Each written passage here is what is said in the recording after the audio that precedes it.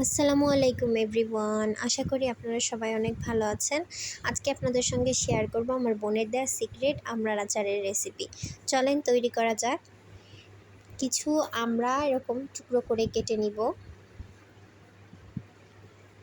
কিছু পরিমাণ তেঁতুল পানিতে ভিজিয়ে রাখব। কিছু গোটা মশলা নিয়ে নিলাম, জয়ত্রী, 1 চামচ জিরা, 5 ফোড়ন, ধনে আর কয়েক টুকরো দারুচিনি। শুকনা কড়াইয়ে মশলাগুলোকে ভালোভাবে টেলে নিব। মশলাগুলোকে ভালোভাবে ভেজে নেওয়ার পর কিছু শুকনা মরিচও ভেজে নিব।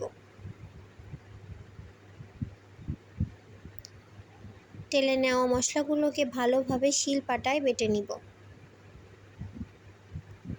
ভিজিয়ে রাখা তেঁতুল থেকে তেঁতুলের আঁশ ফেলে দিব। এবার একটা কড়াইয়ে 2 কাপ পরিমাণ সরিষার তেল নিয়ে তাতে কিছু পরিমাণ রসুন কুচি, কিছু পরিমাণ আদা কুচি দিয়ে ভেজে নিব।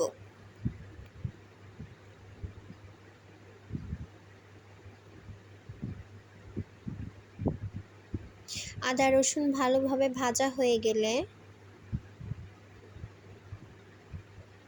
এর ভিতরে কেটে রাখা আমড়াগুলো দিয়ে দিব।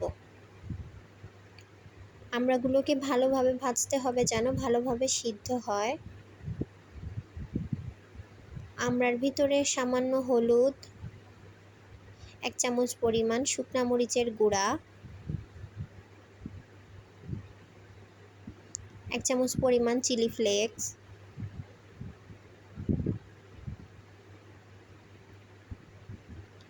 দিয়ে ভালোভাবে নাড়তে হবে।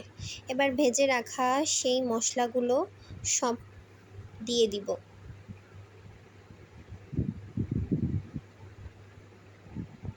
আমড়াগুলোকে মশলার সাথে ভালোভাবে মিশিয়ে নিলাম। এবার এতে 1 কাপ পরিমাণ গুড় দিয়ে দিলাম। সামান্য ভিনেগার এতে অ্যাড করলাম। তেঁতুলটা দিয়ে ভালোভাবে আমরা মিশিয়ে নিলাম। তৈরি হয়ে গেল আমার আমড়ার আচার। আপনাদের কাছে আমার ভিডিওটি ভালো লাগলে অবশ্যই শেয়ার করবেন এবং কমেন্ট করবেন। আল্লাহ হাফেজ।